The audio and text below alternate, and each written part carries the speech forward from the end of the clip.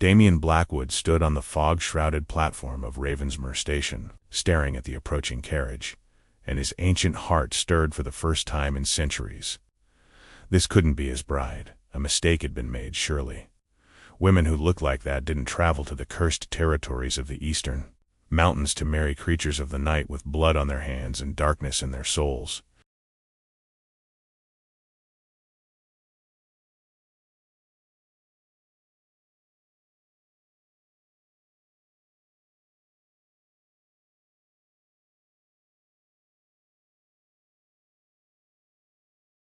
Yet she stepped down from the carriage and walked straight toward him, carpet-bag in hand, chin held high against the midnight mist, and said 4 words that would change everything.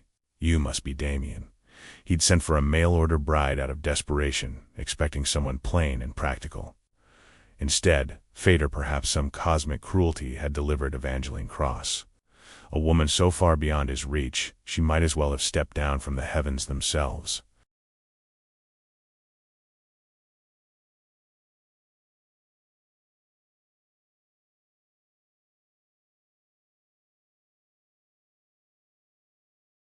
If you're watching from anywhere in the world, drop your city in the comments below. I want to see how far this story travels. And stay with me until the very end, because what happens between these two will surprise you. The November wind cut across the platform like a blade through silk, carrying with it the scent of coming snow and the distant howl of wolves in the mountains.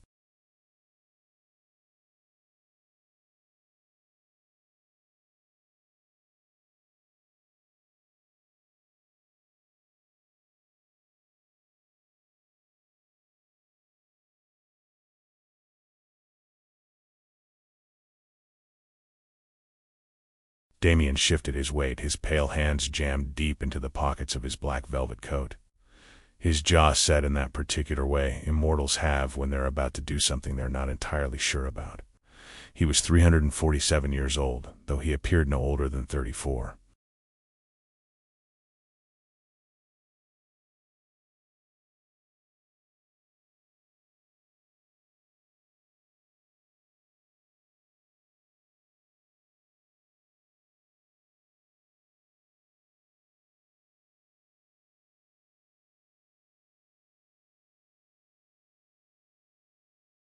His face was carved from marble and shadow, his dark hair showing no sign of the centuries that had passed. And his silver eyes held the kind of quiet that came from too much time alone with your thoughts and your hunger. The midnight carriage from the capital was late, as it usually was, and Damien found himself hoping it might not come at all.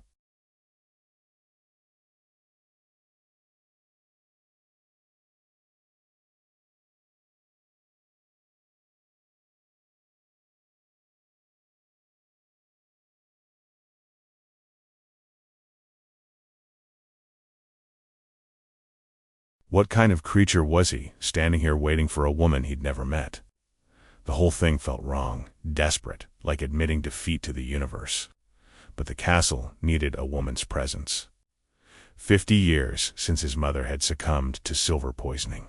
30 years since the hunters had found his brother Nikolai. And Damien had been ruling the Blackwood territory alone ever since. 1,000 acres of hunting grounds, a coven that was slowly dwindling.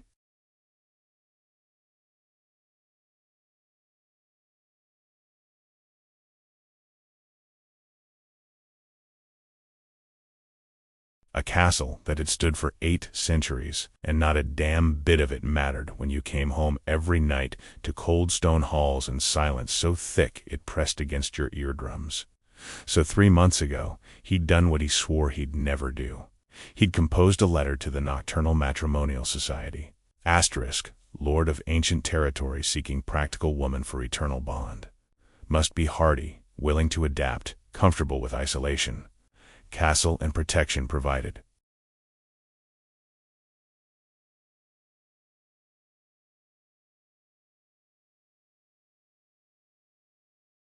Asterisk 3 letters had arrived in response. The third was from Evangeline Cross of Boston. Asterisk Lord Blackwood. I am 26 years old and find myself in circumstances that make a fresh start necessary. I have no illusions about immortal life. What I need is honest purpose in a place where my past does not follow. I am healthy, I do not complain, and I keep my word. Asterisk something about that letter, the honesty of it, had decided him.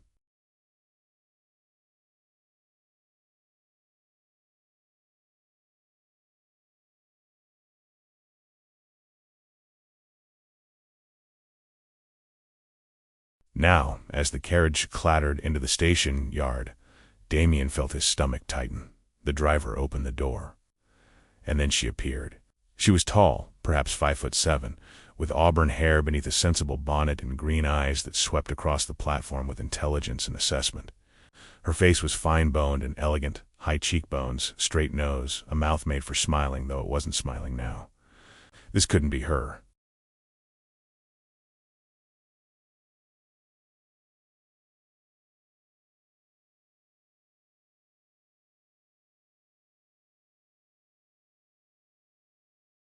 Women who looked like this didn't answer advertisements from ancient lords they'd never met, but she was walking toward him. Lord Blackwood. Her voice was clear and cultured. Yes, I'm Damien Blackwood. Evangeline Cross. She didn't extend her hand. I trust you received my telegram. I did. They stood there in the swirling mist while Damien's mind raced. There had been a mistake. She'd realize it any moment now. A woman like this couldn't possibly be intended for him.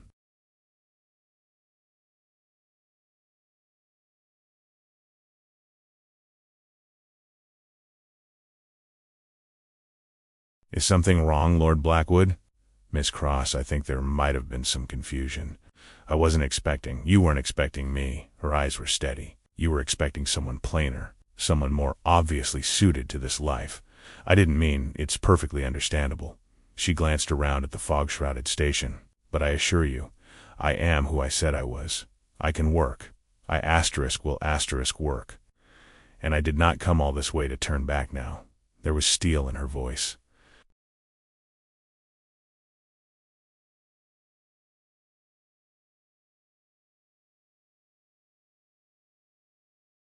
A determination that suggested whatever she'd left behind was worse than whatever lay ahead.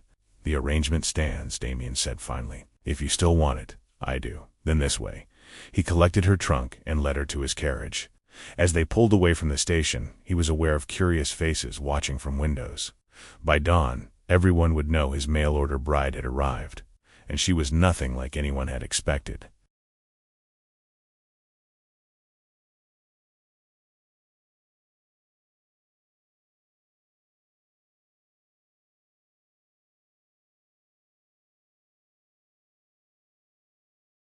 They rode in silence, following the winding road toward Blackwood Castle. Finally, Evangeline spoke. How long have you held this territory? It was my father's. He claimed it in 1523. Built it up for 2 centuries before the hunters destroyed him. You fought in the vampire wars? Yes. She was quiet for a moment, then said, my father bred horses. The farm had been in his family for generations. When he died, my brother sold everything to pay the debts.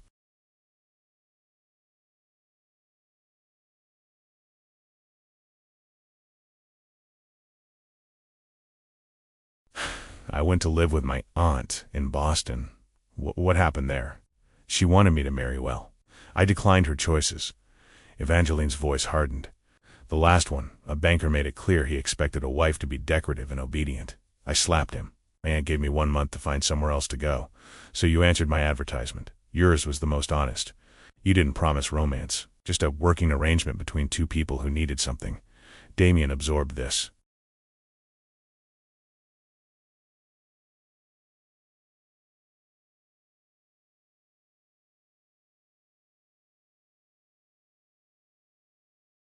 They were both refugees from different kinds of loss. They crested a rise, and there below them stood Blackwood Castle, black stone towers rising against the mountains, torches burning in iron sconces, wolves howling in the distance. Oh, Evangeline breathed. It's magnificent. He looked at her in surprise. She was leaning forward, her eyes moving across the property with genuine wonder. The mountains behind it, she said. The way they rise like guardians.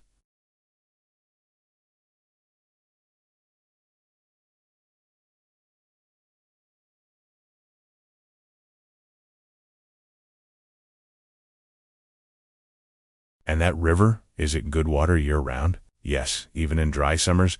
May I see more of the grounds tomorrow? Something loosened in Damien's chest. Maybe this wouldn't be the disaster he'd feared. Whatever you want, he said. Welcome to Blackwood Castle, Miss Cross. And for the first time in 30 years, the silence didn't feel quite so crushing. The castle interior was dim and ancient, smelling of stone and centuries.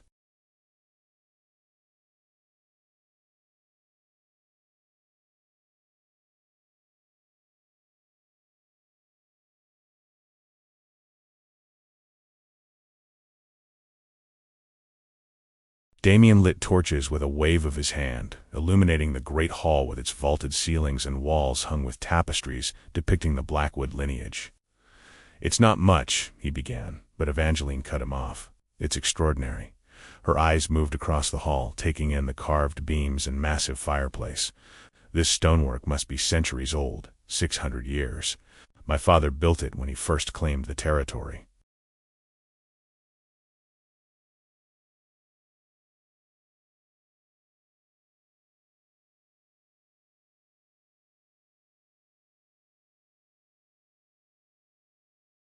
She walked closer to one of the tapestries, studying the intricate figures. This woman with the silver hair. Who was she? My grandmother, Lady Seraphina. One of the oldest vampires in the Eastern Territories before the hunters found her. She's beautiful. There's something in her eyes, strength, but also sadness. Damien stared at her, surprised. Most people saw only power in his grandmother's portrait, but Evangeline had seen the sorrow underneath.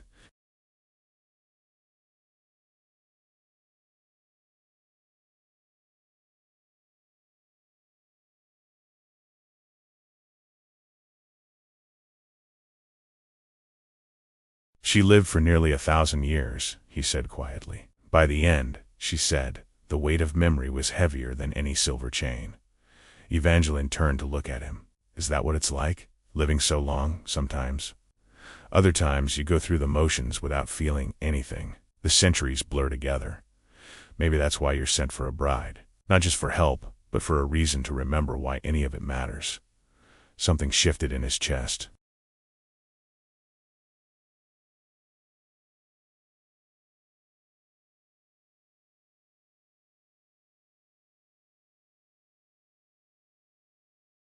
Something frozen, for so long he'd forgotten it could move. He showed her to the master chambers, spacious, with a massive four-poster bed and heavy velvet curtains.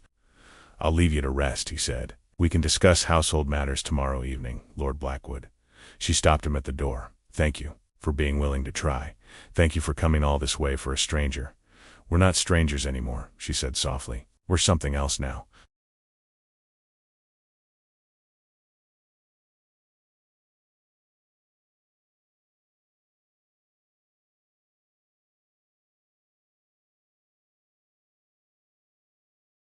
The scream of a horse tore Damien from his rest hours later. He moved with supernatural speed toward the stables and found Evangeline already there. Inside the stall of his prize mare Tempest, who was down on her side, thrashing in distress. She's been struggling, Evangeline said, her nightgown covered by a cloak, her hands already on the mare's belly. The foal's malpositioned. I need to examine her. Do you have obstetric supplies? In the tack room. He returned in seconds.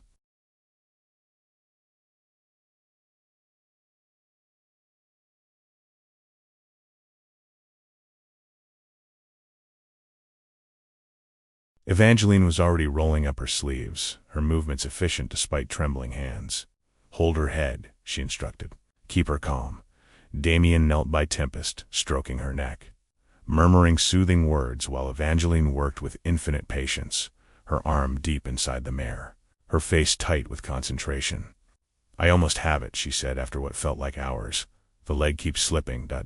There. I've got it. Both legs forward now. Next contraction, we pull.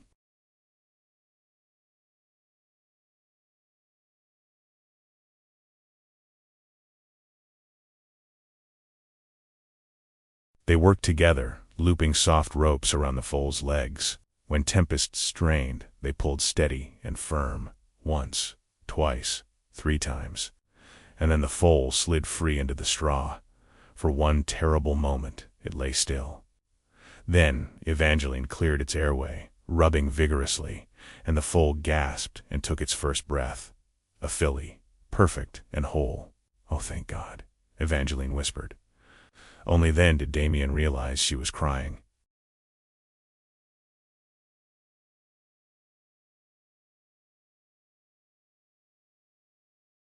Tears streamed down her face as she worked over the foal, her hands gentle despite their trembling.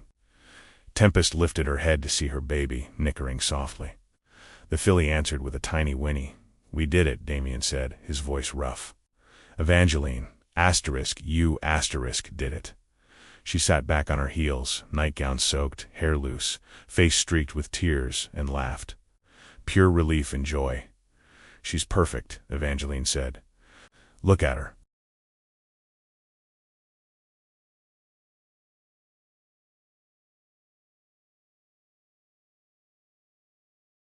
And watching this woman who'd saved his mare and foal with skill and courage, who'd cried with relief when new life entered the world, Damien felt something he hadn't felt in over a century: hope.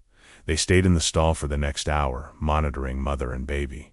By the time they finally left, dawn was approaching.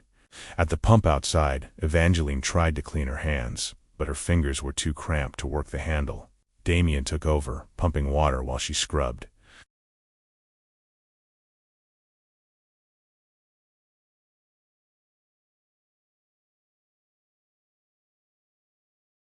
"You should get inside," he said. "Get warm before the sun rises." "I'm all right, Evangeline." It was the first time he'd used her given name. She looked up in surprise. "You've been working for hours in freezing temperatures. You're shaking. Please go inside." She looked like she wanted to argue, but another shiver ran through her. "All right, but I want to check on them again this evening. We both will."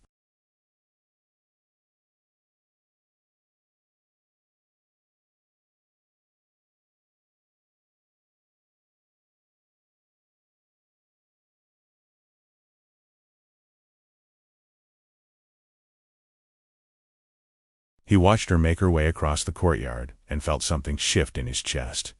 This woman who'd stepped off the carriage looking like she belonged in a Boston drawing room had spent half the night elbow deep in a difficult berth. Had saved his best mare and foal with skill and determination. Had cried with relief when the filly took her first breath. She wasn't what he'd expected. She was something else entirely.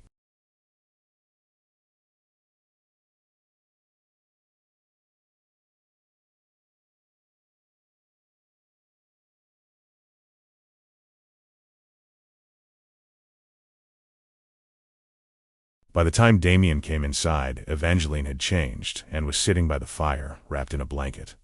"Thank you," he said, accepting the goblet of warmed blood she'd somehow thought to prepare, "for everything tonight. I should thank you. When you steadied Tempest, when you pulled with me, that made all the difference. I just followed your lead. My father always said the best assistants know when to act and when to trust." She sipped her own drink, not blood. "You did both."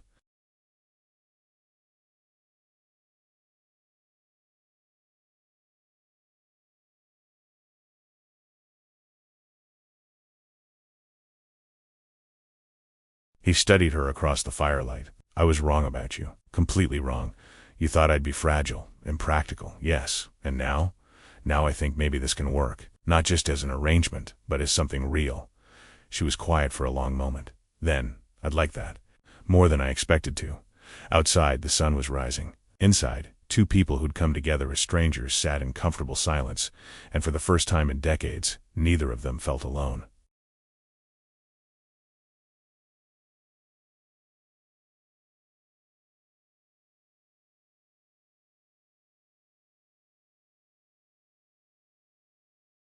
The days that followed settled into a rhythm that felt both strange and natural.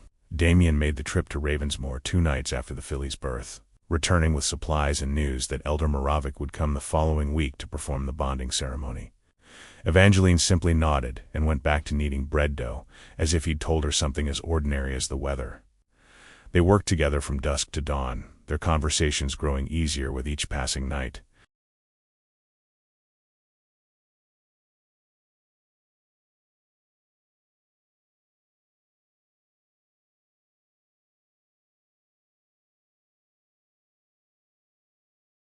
Evangeline learned the idiosyncrasies of the castle, which door hinges stuck, which of the servants were reliable, where the best hunting grounds lay beyond the mountains.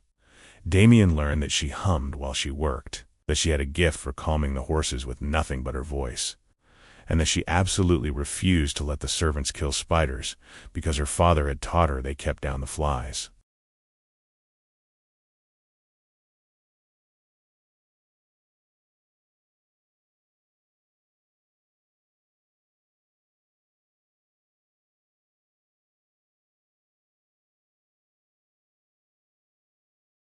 "Do you remember what we agreed?" Evangeline asked one evening as they checked on Tempest and her filly.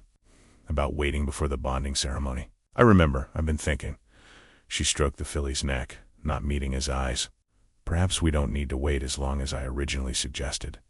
Damien felt his ancient heart skip. "What are you saying?" "I'm saying that I came here expecting a cold arrangement. A transaction."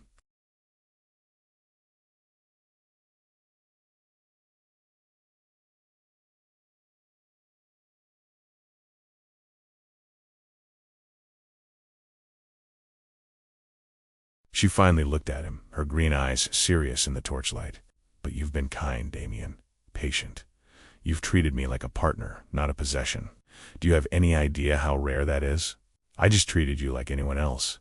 "Exactly," she smiled softly. "That's exactly what I needed." The bonding ceremony came with clear skies and bitter cold. Elder Moravik arrived at midnight at Ancient Vampire with kind eyes, who didn't ask questions about their arrangement.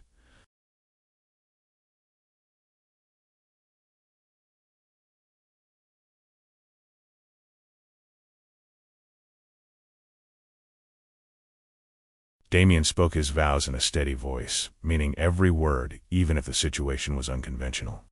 Evangeline's voice was quieter but equally firm, her green eyes serious as she promised to stand beside him through whatever centuries might come. When Elder Moravik pronounced them bonded, Damien kissed her cheek, brief, chaste, appropriate, and felt her hand tremble slightly in his own. They were bonded now. Legally, officially, irrevocably bound together.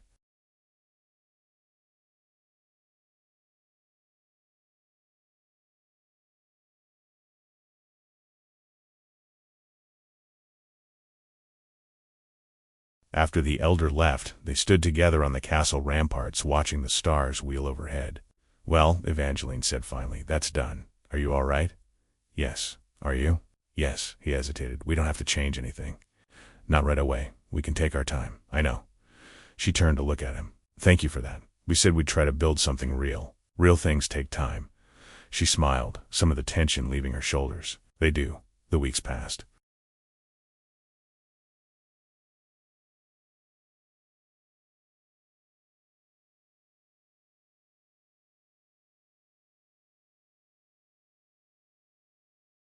November gave way to December, and the first real snow came, not light dustings, but a proper mountain storm that left the castle isolated for days. During that time, Damien learned that Evangeline could play chess with ruthless efficiency, that she'd read more books than anyone he'd ever met, and that she had a dry humor that caught him off guard and made him laugh when he least expected it. He also learned that the walls of the castle carried sound in unexpected ways.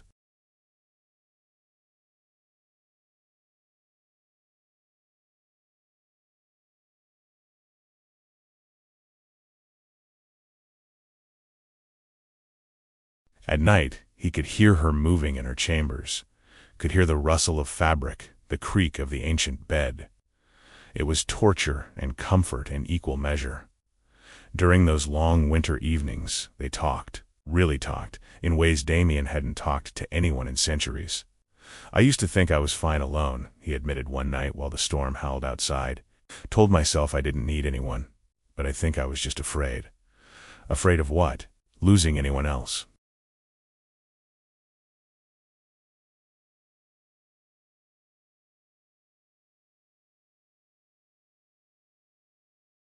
"Everyone I've loved has been taken from me. My father, my mother, Nikolai." His voice caught.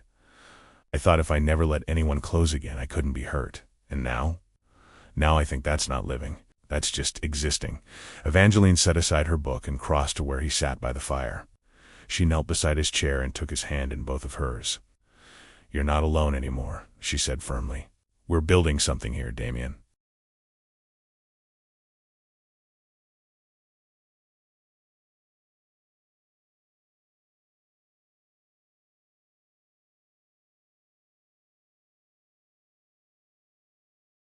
"Maybe it's not what either of us imagined, but it's real. Evangeline, I need to tell you something." She took a breath. "I didn't just leave Boston because of my aunt.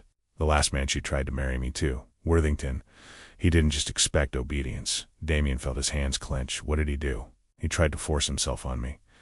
When I fought back, he laughed and said I'd better get used to it." Her voice hardened. "I broke his nose. My aunt said I'd ruined everything." "Good."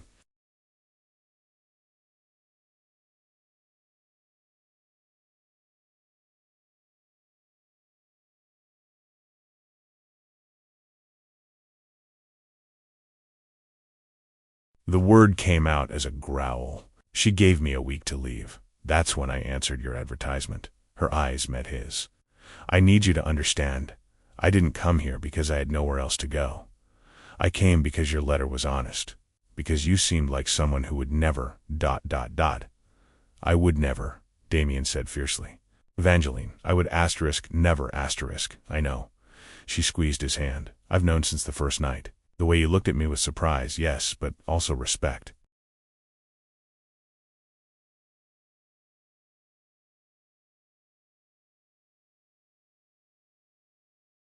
"You've been nothing but honorable. You deserve nothing less."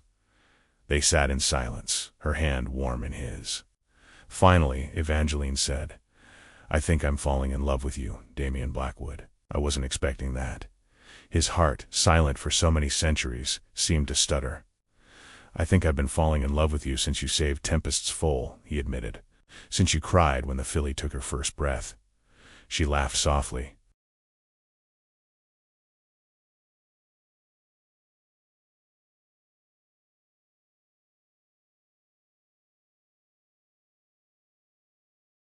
"We're quite a pair, aren't we? Two broken people who somehow found each other. Maybe that's what makes it work. We both know what it's like to lose everything. We both know how precious it is to find something worth keeping." She rose slightly, bringing her face level with his. "May I kiss you? Properly this time." Instead of answering, Damien closed the distance between them. The kiss was gentle at first, questioning, tender.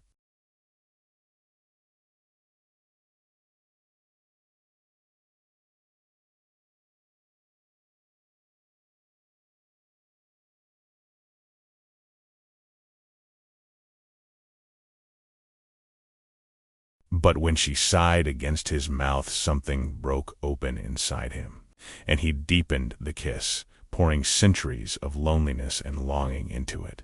When they finally broke apart, both breathing hard, Evangeline stared at him with wonder. "Oh," she whispered. "So that's what it's supposed to feel like, Evangeline." His voice was rough. "I love you. I should have said it before. I love you too." She touched his face. "And we have all the time in the world to say it again."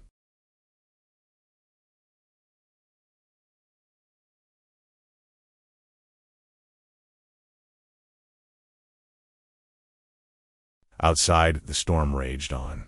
Inside, two souls who'd been alone for far too long finally found their way home to each other. December became January, and the cold settled over the mountains with brutal intensity. The cattle in the lower pastures huddled together for warmth, and Damien and Evangeline worked side by side, breaking ice on water troughs and hauling supplies from the storage cellars.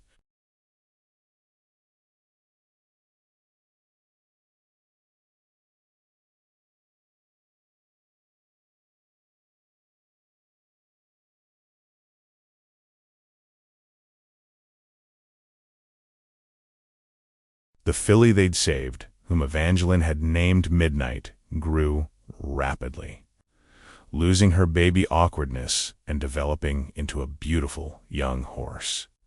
Evangeline worked with her daily, teaching her to accept a halter, to trust human handling.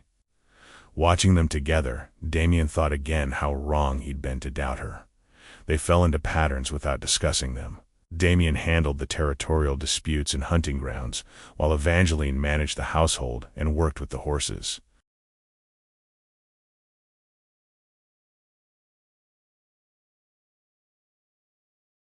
She was a better cook than he'd expected, though she claimed it was only practice. He was stronger, better at the physical demands of maintaining an ancient fortress. Together they were efficient, a team that functioned smoothly because they'd learned to read each other's rhythms. But beneath the comfortable surface, something else was building. Damien felt it every time their hands brushed, every time he caught her watching him with an expression he couldn't quite read.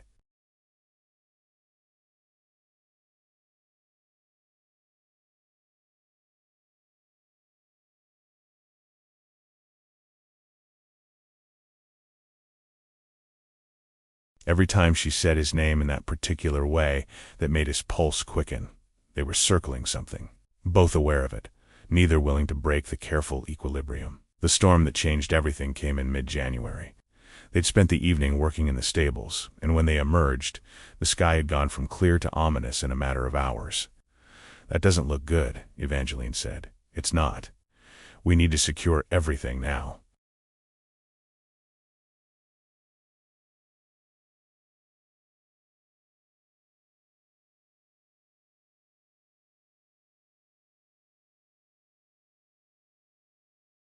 They worked quickly, moving the horses into the main stable, securing doors and shutters. But 3 horses remained in the far paddock: Tempest, Midnight, and Damien's stallion Shadow. "I'll get them," Damien said. "I'll help." "No, get inside. Build up the fires." For once, Evangeline didn't argue. Damien reached the paddock as the first snow began falling, not gentle flakes, but hard pellets of ice driven by screaming wind.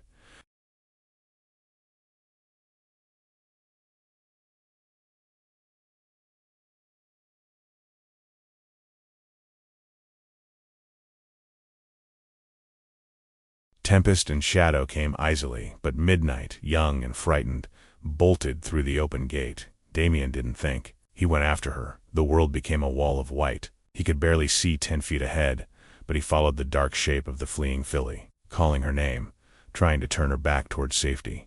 He didn't know how long he chased her. Minutes that felt like hours.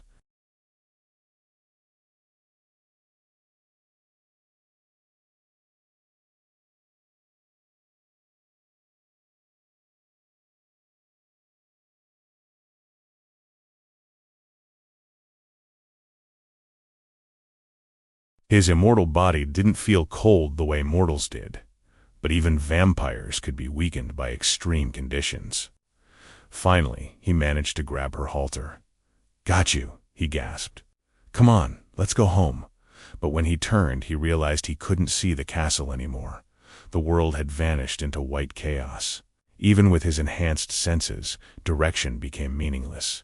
He started walking, leading Midnight, keeping the wind at what he thought was the right angle.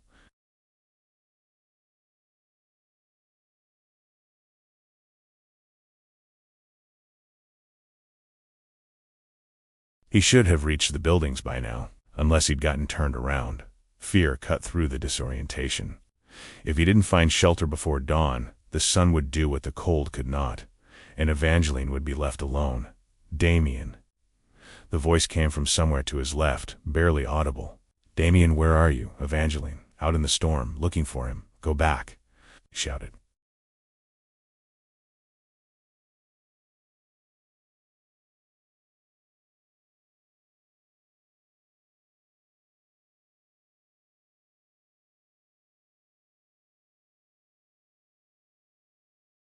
"Get inside." But then he saw it, a rope, stretching through the white darkness, and Evangeline following it like a lifeline. "Thank God," she gasped when she reached him. "I tied one end to the stable door. Come on, follow it back." "He shouldn't have, and you're lost, you stubborn fool." "Come on." She grabbed Midnight's lead rope and his arm, and together they followed the rope through the chaos.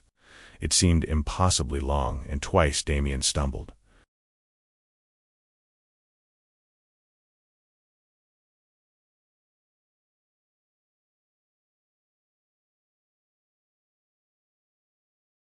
But finally, the dark shape of the stable emerged. They got inside, got Midnight settled, and collapsed against the wall. "You could have died out there," Damien said. "So could you." Evangeline was shaking. "When you didn't come back, when the storm got worse, I thought I'd lost you. I thought I'd be out there at dawn finding your ashes. Evangeline, don't. Tears streamed down her face. Don't tell me I shouldn't have come after you. You matter to me, Damien. More than I planned.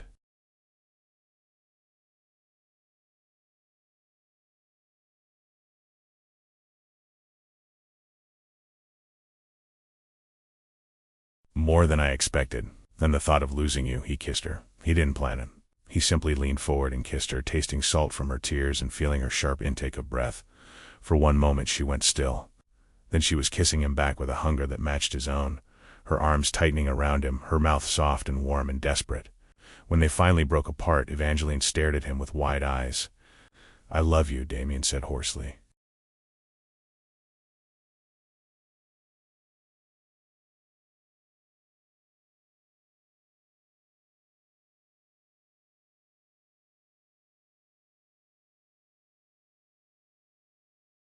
I should have said it properly before. I love you, Evangeline. Not as an arrangement, not as convenience. I love you I love you too. She was crying and laughing at the same time. I've been so afraid to say it. Afraid it wasn't real. Afraid you'd realize you made a mistake. The only mistake was waiting this long. He kissed her again, and this time neither of them held anything back. Outside, the storm raged on.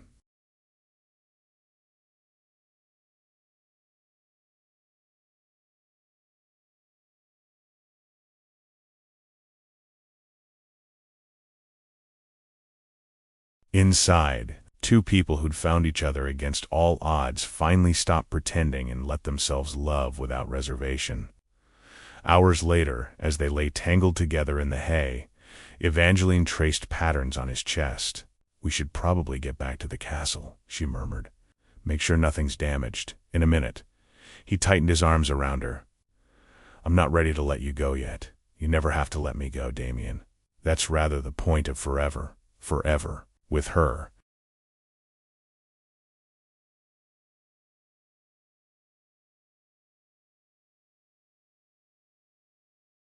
The thought no longer terrified him. It felt like coming home. The storm raged for 3 days. They were trapped in the castle, but neither minded. Those days contained more laughter and tenderness and time spent in each other's arms than perhaps any newly bonded couple in the vampire territories. They talked about everything and nothing.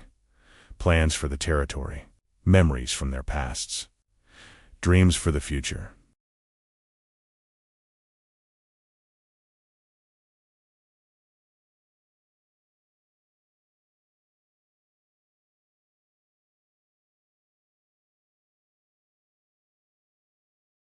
Damien told her about his centuries of existence, the wars he'd fought, the losses he'd endured, the slow numbing of his heart that had made him believe he'd never feel anything again. Evangeline told him about her mother, about the pain of losing the farm, about the suffocating years in Boston pretending to be someone she wasn't. I used to dream about horses, she confessed one evening. In Boston, trapped in my aunt's parlor wearing dresses that were too tight.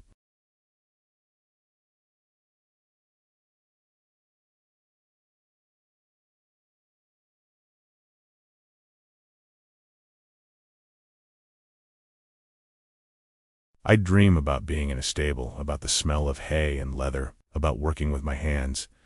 You never have to pretend here, Damien said. Here you can be exactly who you are. I know. She smiled at him in the firelight. That's why this feels like home. Not to a place I've been before, but to the place I was always meant to be.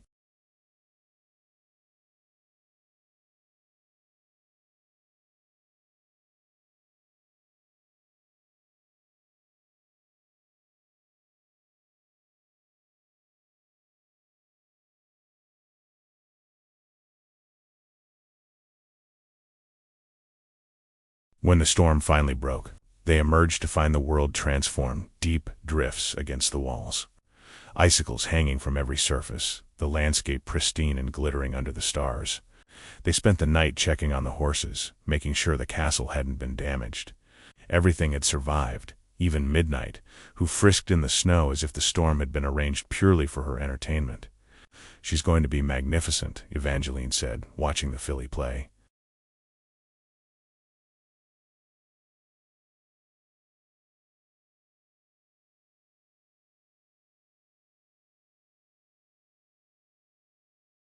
The way she moves, the intelligence in her eyes, she'd be the foundation of a whole new bloodline. Our bloodline, Damien corrected. This is your operation as much as mine now. Ours, she repeated softly. I like the sound of that. February arrived with more snow, but nothing as severe as the January storm. They fell into the deep winter routine, maintaining the territory, managing the household, spending their nights together in ways that made the centuries of loneliness worth enduring.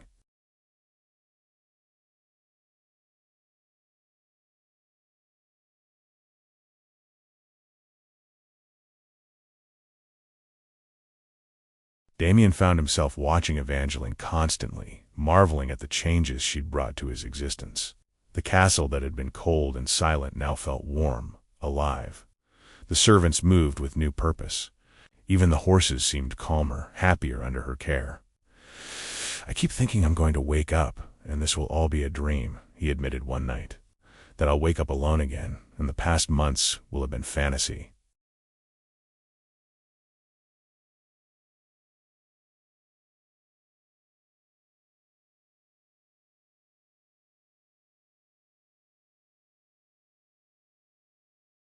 If it's a dream, we're both having it, Evangeline replied, leaning against him. Though I have to say my dreams were never this good. No regrets. Only that we waited so long to admit what we felt. She kissed his cheek. But we have time now. Centuries of time. Centuries, he agreed. And I intend to spend every one of them making you happy. March came with the first hints of spring nights growing shorter, snow beginning to melt, the earliest birds returning to the mountains.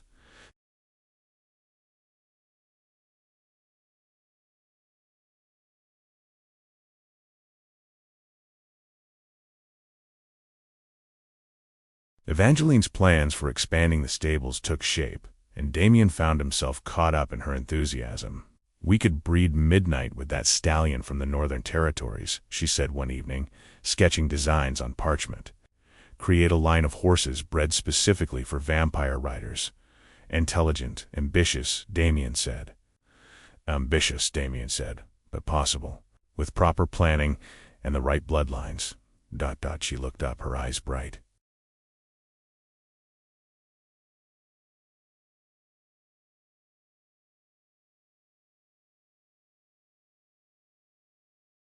This could be something extraordinary, Damien. Something that lasts for generations. He loved seeing her like this, passionate, driven, fully alive.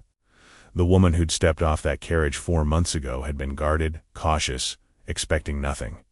Now she dreamed of futures and possibilities, and her dreams included him. Whatever you want, he said, we'll build it together. Spring arrived properly in April, bringing warmer nights and the promise of renewal.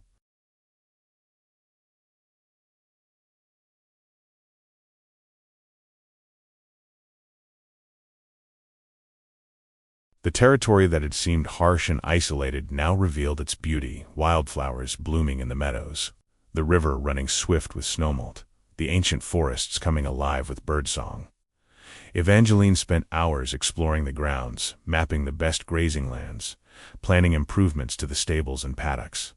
Damien watched her blossom in this place that had nearly broken him with loneliness, and felt his ancient heart grow fuller each day.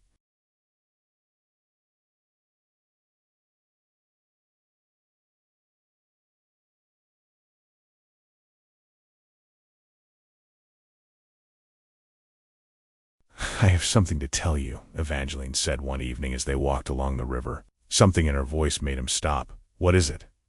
I've been feeling different for a few weeks now. She took a breath. I believe I'm carrying your child. Damien felt the world shift beneath his feet. Vampire pregnancies were rare, so rare they were almost mythical. The conditions had to be perfect, the bond deep enough to bridge the gap between life and undeath.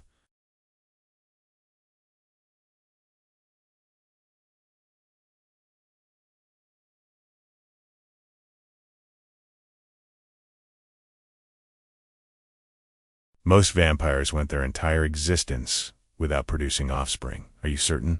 Not entirely. But the signs are there. She touched her belly. Protective gesture. I wanted to tell you before I knew for sure. In case this changes things. Changes things? He pulled her into his arms. Evangeline, this changes everything, but only in the best possible way. You're not frightened? Terrified, he admitted. But also happy. Happier than I knew I could be.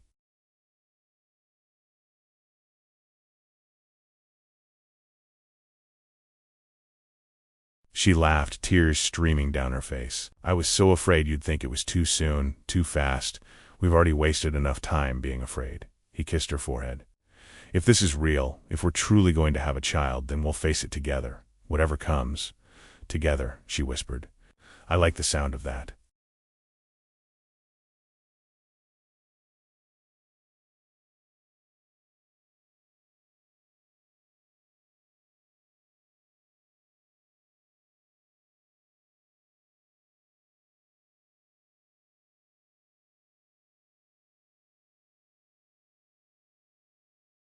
They stood by the river as the stars wheeled overhead.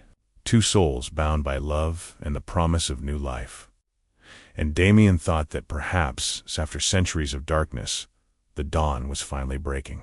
The pregnancy was confirmed by the territory's healer, an ancient vampire named Elder Thorn, who had attended births so rare they were spoken of in whispers.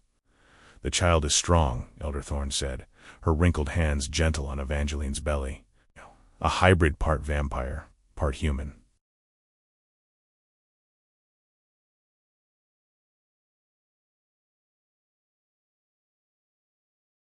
Such children are gifts, Lady Blackwood. Treasures beyond measure. Is it dangerous? Damien asked, unable to hide his fear.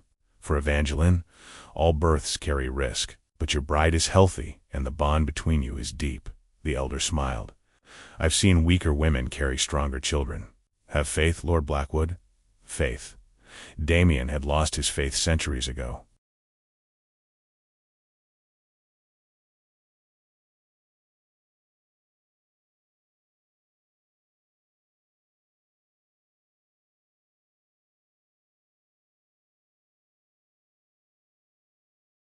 But looking at Evangeline radiant despite her exhaustion, one hand resting on her belly, he found something like it stirring again. The months that followed were the strangest and most wonderful of Damien's long existence. Evangeline's body changed gradually, her belly swelling with the life they'd created. She tired more easily now, needing rest during the darkest hours when vampires were usually most active. But her spirit remained fierce, her determination unshaken.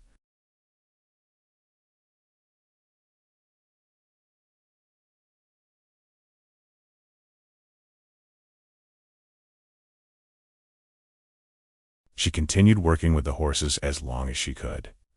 Though Damien hovered constantly earning exasperated sighs and pointed comments about overprotective husbands. I'm pregnant, not dying, she said one evening when he tried to stop her from brushing midnight. Women have been having babies since the beginning of time while still doing their work, not my wife, not carrying my child. Your child will be fine. I will be fine.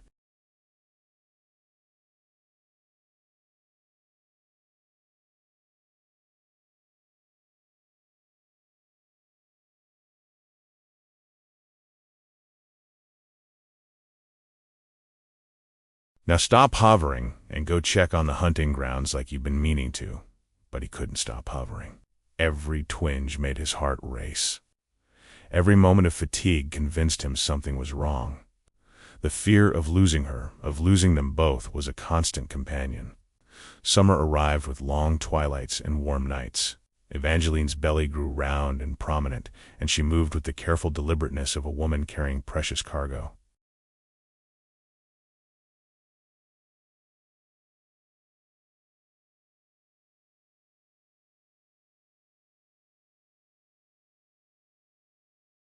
Have you thought about names? She asked one night as they sat on the ramparts watching the stars.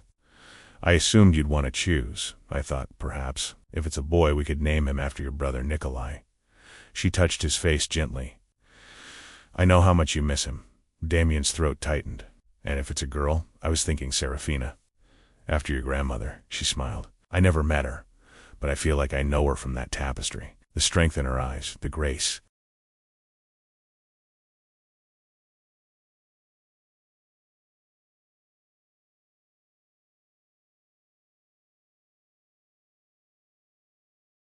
I'd like our daughter to carry that legacy. Nikolai or Serafina, he repeated softly. Both perfect. Then, it's decided. She leaned against him, her belly pressed against his side. Our child will carry the Blackwood name with honor. Our child. The words still seemed impossible, miraculous. By August, Evangeline could no longer hide her discomfort. The baby was active, kicking at all hours, and she spent most nights pacing the castle halls when rest wouldn't come.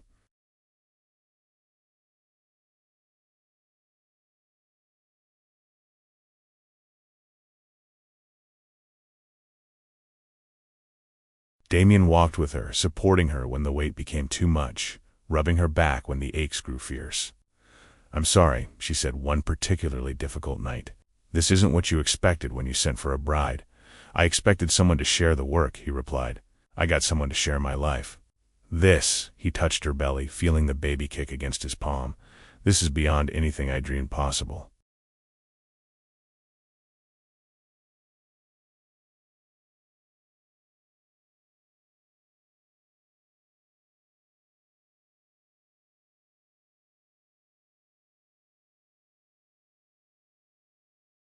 You're not disappointed? That I'm not the practical, hardy woman you advertise for, Evangeline?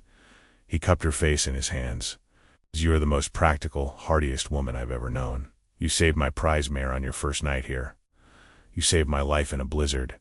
You've transformed this castle from a tomb into a home. And now you're giving me something I never thought I'd have. What's that?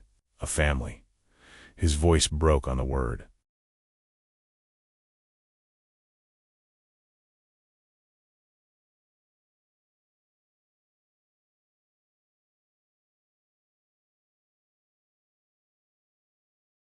A reason to face eternity instead of just enduring it. She kissed him then, soft and sweet, and he felt the baby kick between them as if in agreement. Elder Thorne arrived in early September, setting up in the guest chambers to await the birth. She brought supplies and knowledge accumulated over millennia, and her calm presence helped ease Damien's constant fear. The child will come when it's ready, she said. First births take time. Be patient.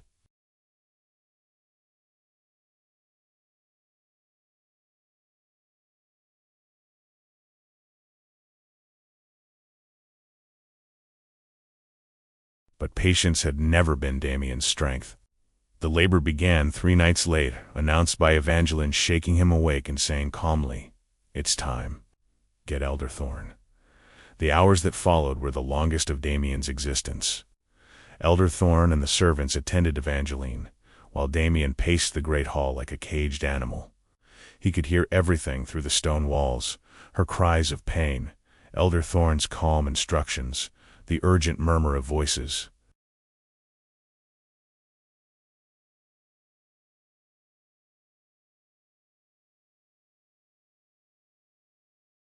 Every sound made his heart clench. Every moment of silence was worse. He'd faced armies. He'd survived centuries of war and loss. But nothing had prepared him for this helpless terror, this desperate need for Evangeline to survive, for their child to live. Finally, after an eternity of waiting, a different sound cut through the night. A baby's cry. Thin and reedy but unmistakably alive. Damien's knees buckled.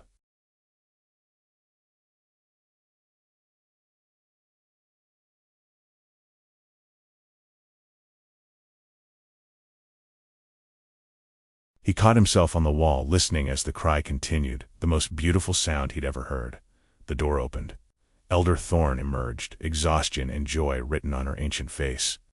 Lord Blackwood, come meet your daughter, Serafina. He was inside the room before conscious thought could direct his feet, and there, propped up against pillows, pale but radiant with triumph, was Evangeline.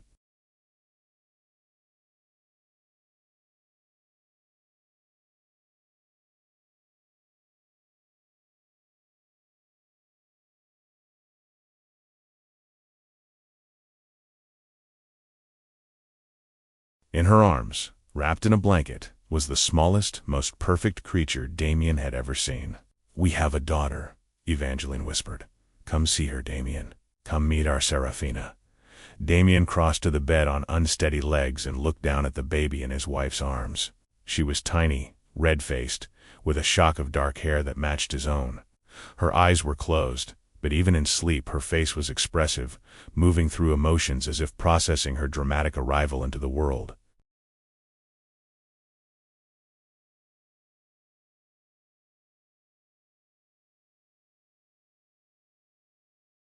"She's perfect," he breathed. "Evangeline, she's perfect. And you?" His voice broke. "You're all right." Elder Thorne said the birth was difficult. It was. There were moments I was frightened. Evangeline touched his face gently. "But I'm here. We're both here. We made it, Damien. All three of us." He bent and kissed her forehead, overwhelmed with gratitude and love and relief so profound it left him shaking. "I was so scared," he admitted.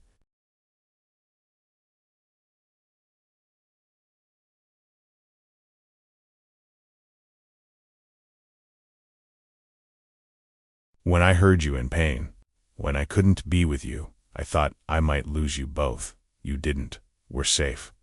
She shifted the baby in her arms. "Would you like to hold her?" Damien hesitated.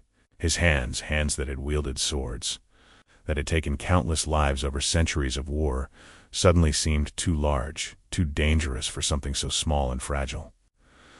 "I don't know how. Here." Evangeline guided his arms into position. "Support her head. Yes, like that. See? You're a natural."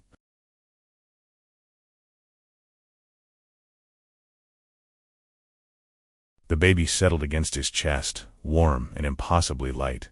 She made a small sound contentment, perhaps in something cracked open inside Damien's ancient heart. "Hello, little one," he whispered. "I'm your father. I've waited a very long time to meet you." Serafina yawned, showing pink gums, and both parents laughed through their tears. Days that followed were a blur of sleepless nights and unexpected joy.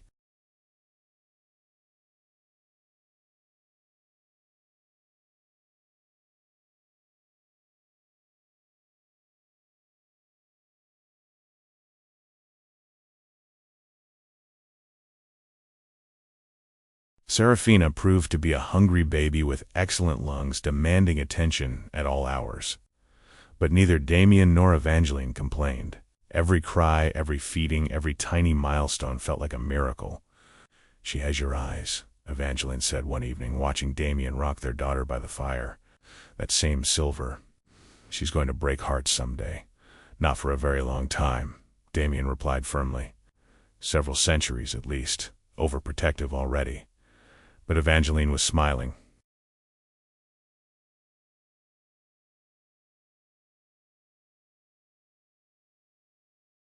"I should have expected that." Word of the birth spread quickly through the territory. Visitors came bearing gifts, rare blood wines, enchanted blankets, ancient blessings spoken in languages older than the mountains. The community that had watched Evangeline's arrival with skepticism now welcomed her daughter with genuine warmth. "She's one of us now," Elder Thorne said bluntly, watching Evangeline nurse Serafina with unconscious grace.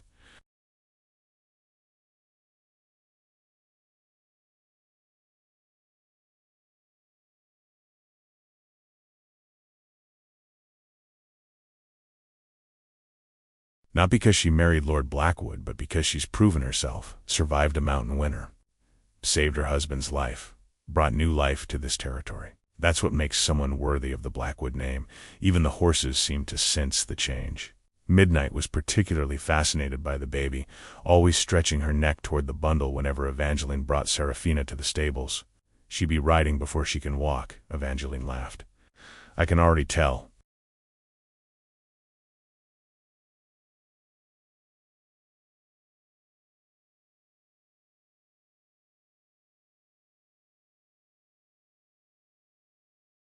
"She'll be magnificent," Damien agreed. "Like her mother." September faded into October, and the castle settled into a new rhythm. Damien took on more of the territorial duties so Evangeline could rest and bond with Serafina. He discovered he didn't mind the extra work. In fact, he welcomed it. Every task, every responsibility now had new meaning. He wasn't just maintaining a territory for tradition's sake. He was building a legacy for his daughter.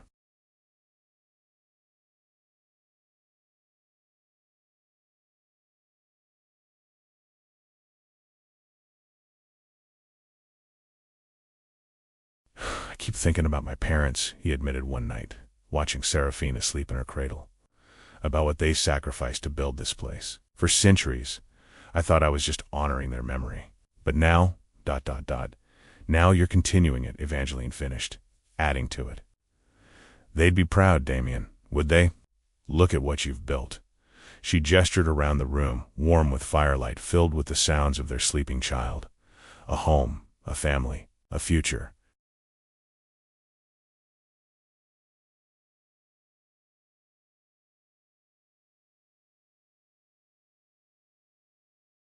That's what they wanted for you, isn't it?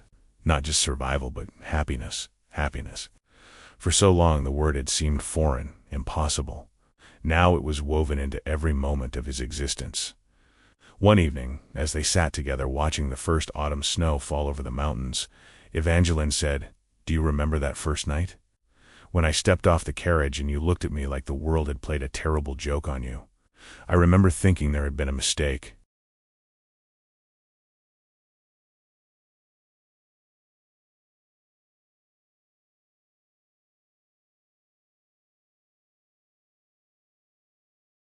That someone like you couldn't possibly be meant for someone like me. And now? Now I know the only mistake was doubting fate." He pulled her closer, Serafina warm between them. "You were exactly who I needed, Evangeline. I was just too blind to see it. We were both blind." She rested her head on his shoulder, both so convinced we didn't deserve happiness that we almost missed it entirely. But we didn't miss it. No, we found each other. She smiled softly.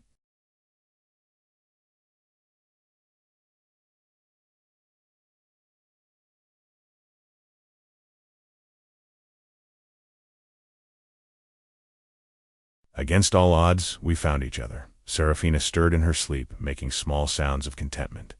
Outside, the snow continued to fall, blanketing the territory in white.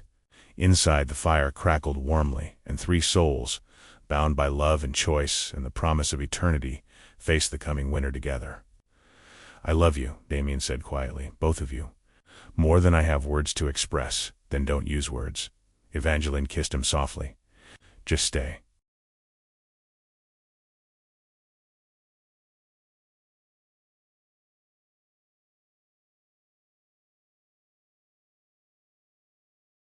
"For tonight, for tomorrow, for all the centuries to come. Just stay, always," he promised.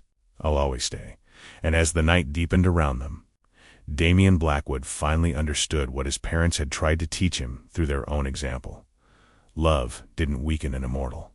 Love was what made immortality bearable, worth living, worth fighting for.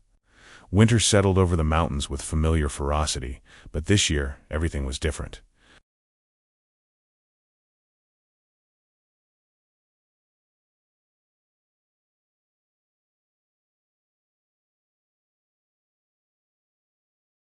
The castle that had once felt like a prison now pulsed with life. Seraphine's cries, Evangeline's laughter, the constant activity of a household transformed.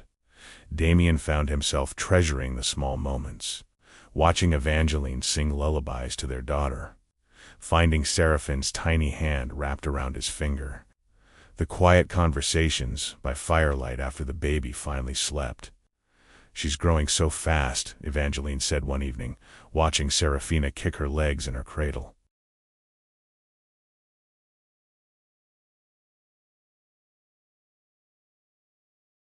"Every night she seems bigger, stronger.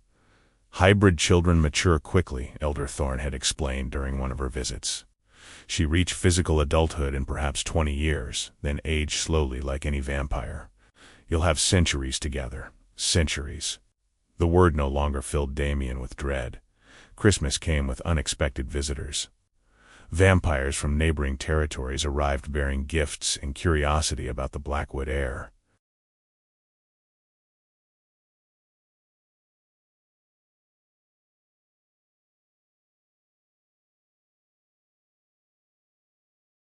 Damien watched Evangeline navigate these social obligations with grace, handling the political undercurrents as skillfully as she handled the horses. "You're remarkable," he told her after the last guest departed. "I expected you to struggle with vampire politics, but you've mastered them." "Politics are politics," she replied with a shrug. Whether it's Boston society or vampire courts, people want the same things: power, recognition, security. Understanding that makes everything simpler.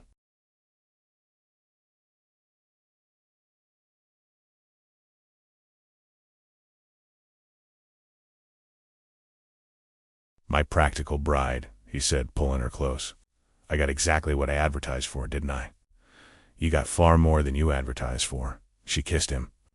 "And so did I." January brought another fierce storm, but this time they weathered it together, all three of them huddled by the fire while wind howled outside. Serafina slept peacefully through the worst of it, seemingly unbothered by the chaos. "She's fearless," Evangeline observed. "Like her father."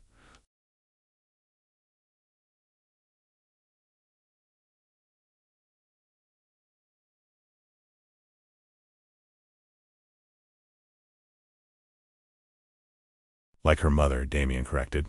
"I've seen you face blizzards, difficult births, vampire politics. Nothing frightens you. Plenty frightens me. I just don't let it stop me. That's courage. That's stubbornness." But she smiled as she said it. As Serafina grew, her personality emerged, curious and bold, with a laugh that lit up the ancient halls. Her reach for everything, explored constantly, seemed determined to understand the world around her.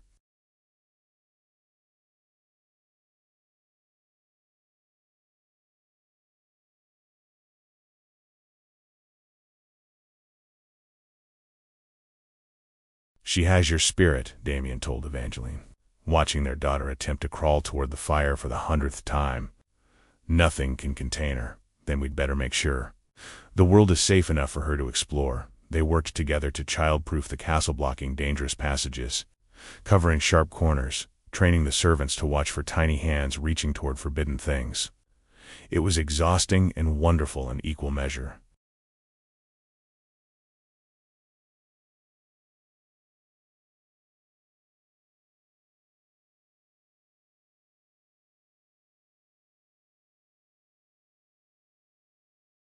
Spring arrived with the promise of new beginnings. Evangeline's horse breeding program began in earnest, with Midnight, now old enough to train properly.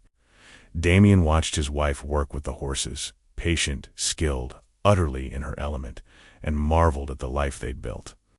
"I have a proposal," Evangeline said one evening as they walked the grounds with Serafina in her arms. "About the future. Tell me, the territory needs an heir beyond Serafina."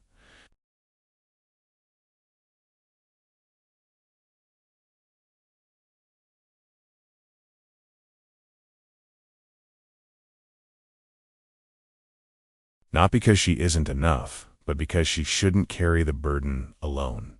Evangeline took a breath. "I want more children, Damien, if it's possible. If you're willing." His heart swelled. "I'm more than willing. It might not happen." Elder Thorne said Serafina was rare enough. "Then we'll try. And if we're blessed with more children, wonderful. If not, we have her."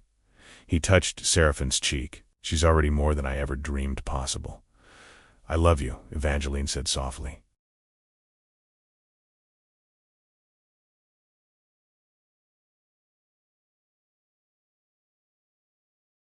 "Have I mentioned that today?" "Not in the last hour." "Then I'm overdue." She kissed him while their daughter gurgled happily between them. Summer brought growth in every sense. Serafina took her first steps, wobbly and determined, toward Midnight's stall, as if confirming her mother's prediction that she'd be drawn to horses before anything else. The breeding program produced its first full-strong colt sired by a stallion from the Northern Territories.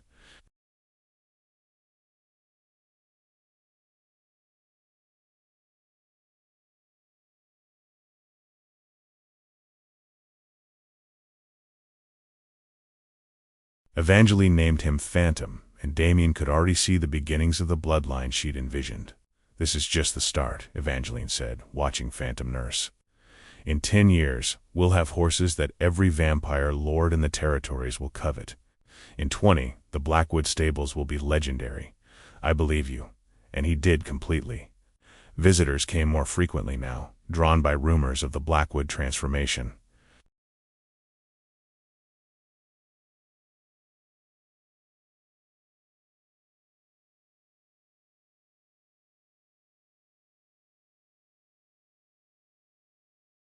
The territory that had been isolated and fading was suddenly vibrant, interesting, worthy of attention.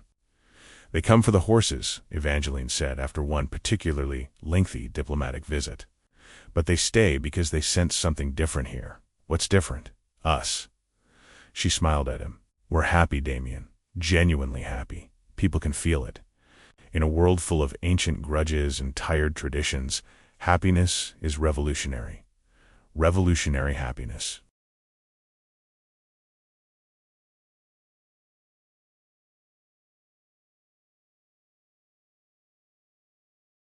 He liked the sound of that. Fall brought Seraphine's first birth to celebrate it with a feast that drew vampires from across the territories. Damien watched his daughter, now walking confidently, charm everyone she met with her silver eyes and fearless smile. "She's going to be extraordinary," Elder Thorn pronounced. "I've seen many vampire children in my centuries. This one has something special.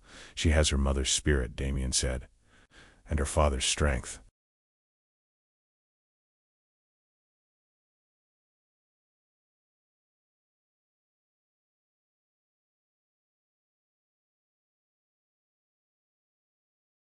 The elder smiled knowingly. A powerful combination. That night, after the guests departed and Seraphina slept peacefully, Damien and Evangeline stood on the ramparts watching the stars. "1 year," Evangeline said softly.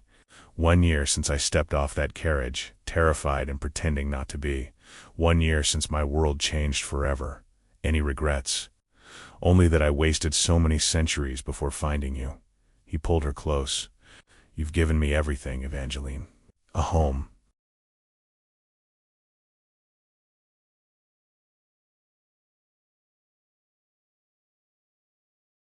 "A family. A reason to face eternity with joy instead of dread. You've given me the same." She rested her head on his shoulder. "We saved each other, didn't we?" "We did." He kissed her hair. "And we'll keep saving each other, for all the centuries to come." The Lord Vampire expected a simple mail-order bride, but the woman, who arrived, silenced him forever. Seraphina grew into a remarkable child, quick-witted, fearless, with her mother's practicality and her father's quiet intensity.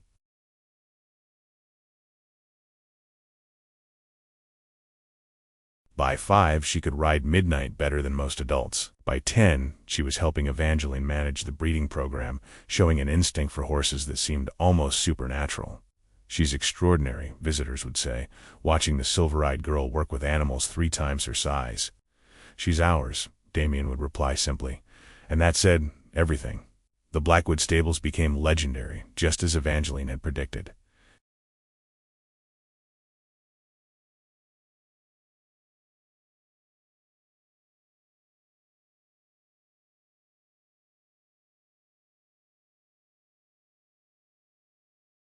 Vampire lords from distant territories traveled for weeks to acquire horses from their bloodlines. The income transformed the territory, allowing repairs to the castle, expansion of the grounds, improvements that made their domain the envy of the eastern mountains. But wealth and reputation meant nothing compared to the quiet moments. Evenings spent reading together by the fire, teaching Seraphina to dance in the great hall.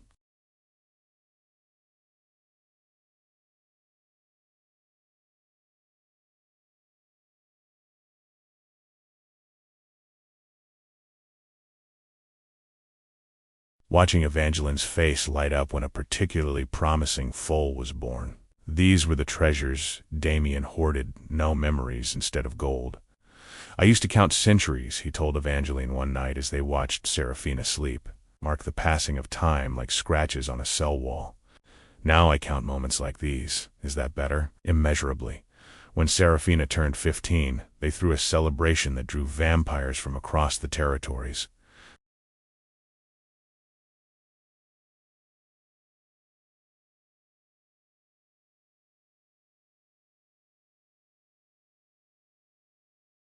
She was beautiful now, all like her mother, with Damien's dark hair and striking silver eyes that marked her unmistakably as Blackwood. "She have suitors soon," Evangeline observed, watching their daughter dance with practiced grace. "Vampire lords are already making inquiries." Damien's jaw tightened. She's too young. She's immortal. Time moves differently for our kind. Evangeline touched his arm gently. Besides, she has your stubbornness.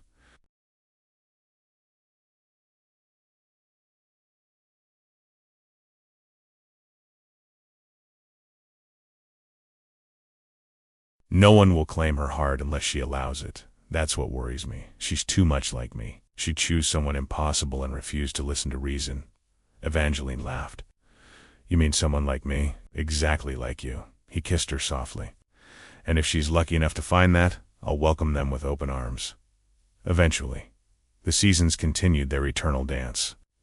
Serafina grew into womanhood, fierce and capable, respected throughout the territories.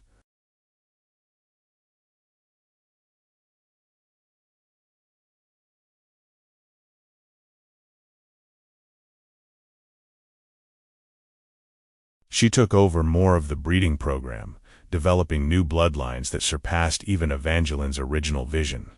She surpassed us both, Evangeline said one evening, watching their daughter negotiate with a visiting lord over breeding rights.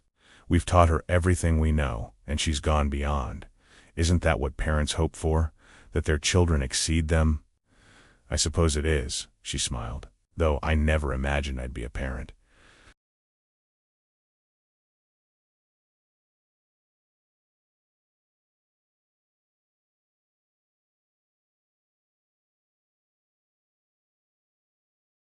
When I answered your advertisement, I was just looking for escape. And now? Now I can't imagine any other life. She leaned against him. Every choice I've made led me here. Every hardship, every loss, every moment of desperation. It all led to you, to Serafina, to this extraordinary existence. No regrets? Only one. Her eyes sparkled with mischief. That first night, when you looked at me like I was a problem to solve.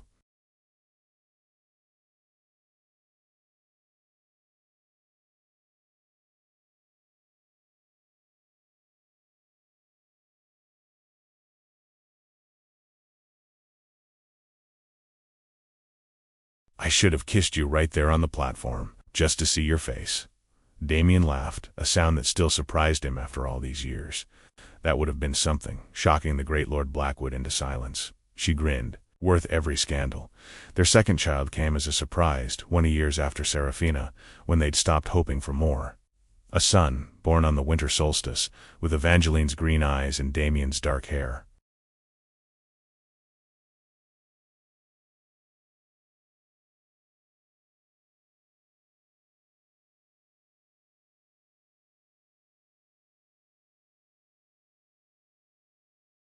They named him Nikolai, honoring the brother Damien had lost so long ago. 2 children, Damien whispered, holding his newborn son while Serafina cooed over her baby brother. 2 miracles I never expected. Life is full of unexpected gifts, Evangeline said tiredly but happily. You just have to be brave enough to accept them. Young Nikolai grew quickly, as hybrid children did, developing a gentle temperament that balanced his sister's fiercer nature.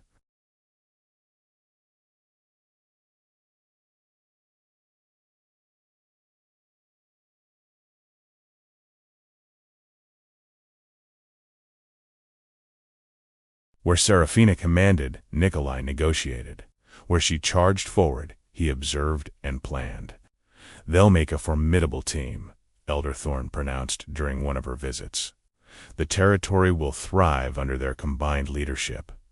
Not for many centuries yet, Damien said firmly. I'm not ready to step aside. Of course not. But it's comforting, isn't it? Knowing the legacy will continue. Comforting. Yes, that was exactly right.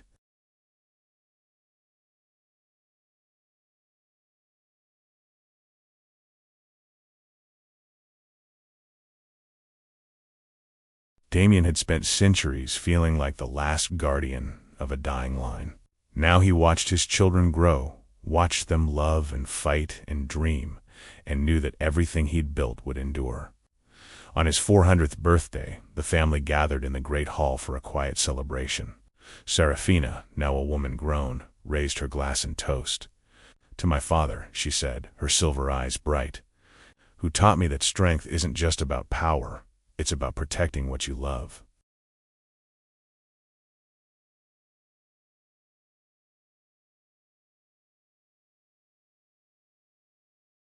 who showed me that centuries of loneliness can end in a moment of courage, who proved that the right person, arriving at the right time, can change everything. Damien felt his throat tighten. To father, young Nikolai echoed, his voice still carrying traces of boyhood.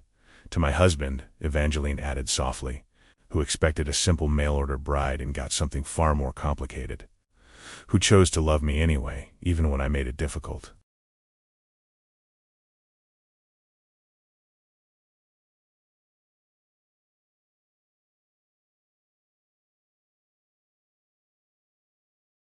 Who built this family with patience and devotion and a stubbornness that rivals my own. To family, Damien managed, raising his own glass. To all of you who gave me reasons to face eternity with joy. They drank together as the fire crackled and snow fell softly outside. 4 souls bound by blood and choice and love that transcended centuries. And Damien Blackwood, who had once believed himself beyond redemption, finally understood what it meant to be truly blessed.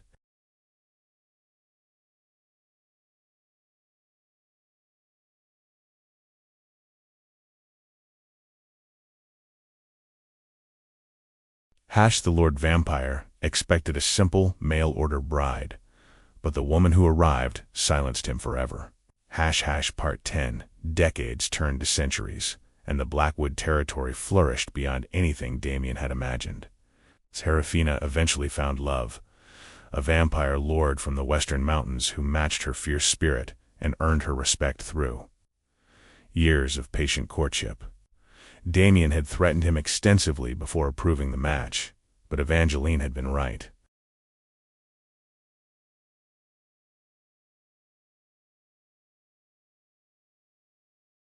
Their daughter chose well. Nikolai became a scholar, traveling the territories to study ancient texts and forgotten histories. He returned often, filling the castle with stories and knowledge that enriched them all. Grandchildren came silver-eyed and green-eyed, dark-haired and auburn, each one a new thread in the tapestry they'd woven together. The castle that had once echoed with loneliness now rang with laughter, arguments, celebrations.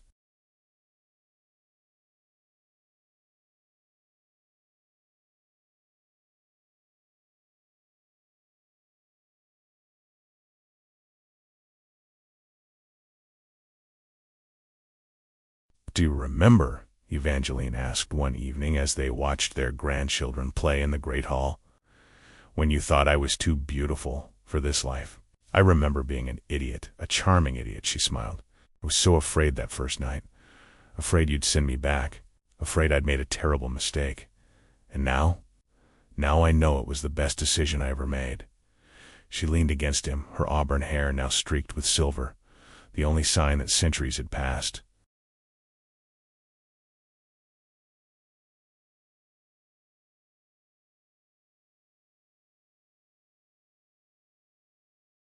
Answering that advertisement, stepping off that carriage, choosing to stay. "I'm grateful every night that you did."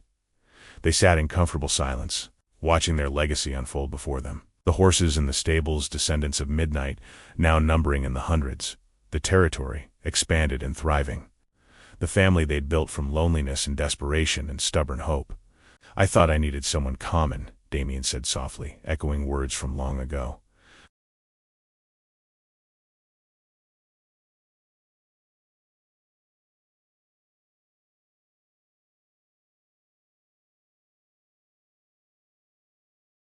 "Someone plain and practical, someone who wouldn't expect too much, and instead I got you.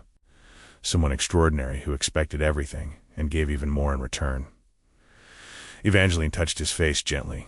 "We saved each other, didn't we? 2 broken people who somehow found their way to each other. We did. And I'd do it all again.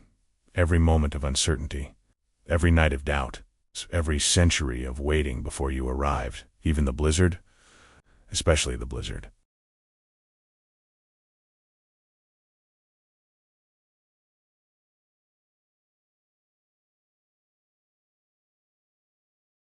He kissed her softly. "That's when I knew for certain.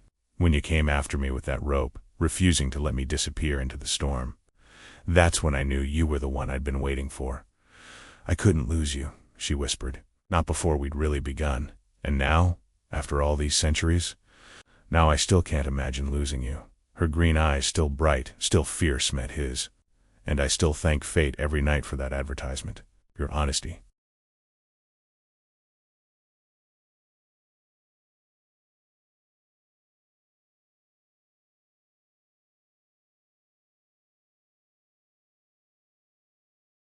For the courage we both found to try.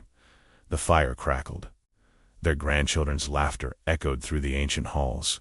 Outside, the mountains stood eternal, guardians of the territory the Blackwoods had protected for generations. I love you, Damien said. Simple words, but they carried the weight of centuries. I love you too. Evangeline smiled. For all the centuries past and all the centuries to come.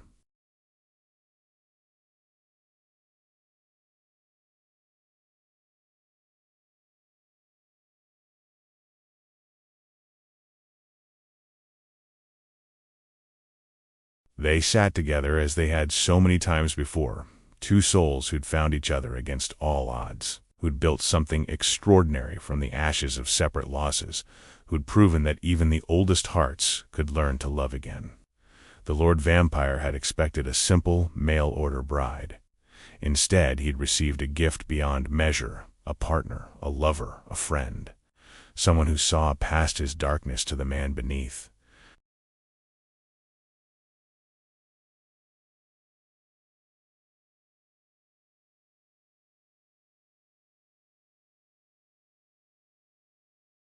Someone who challenged him, completed him, made him want to be better than he'd ever been. And Evangeline, who'd fled Boston seeking escape, had found something far greater. A home, a purpose, a love that defied centuries and transformed everything it touched. They'd both been searching for survival. What they'd found was life, rich and full and endlessly surprising. As the night deepened around them, Damien thought about all the years that lay ahead. More children to welcome.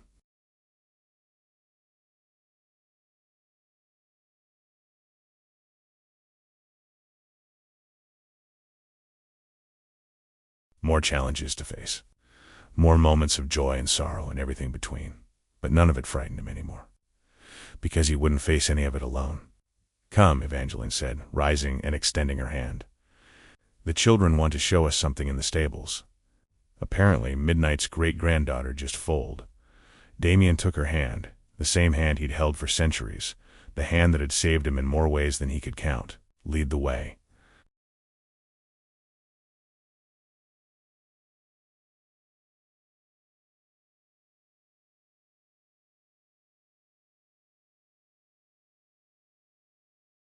They walked together through the castle they'd transformed, past tapestries that now included their own story, toward the stables where their legacy continued to grow. And Damien Blackwood, who had once stood alone on a fog-shrouded platform, dreading the arrival of a stranger, finally understood the truth he'd been too blind to see. He hadn't sent for a bride. He'd sent for his destiny.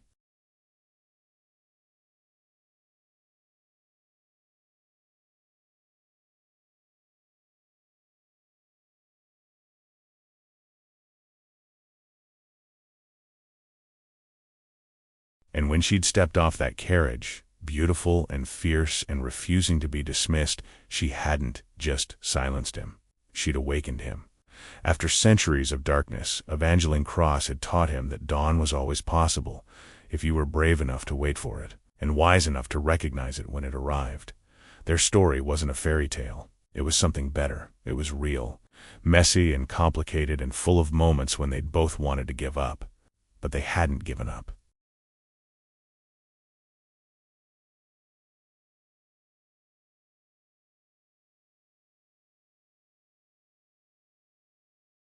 They'd chosen each other, again and again, through centuries of nights.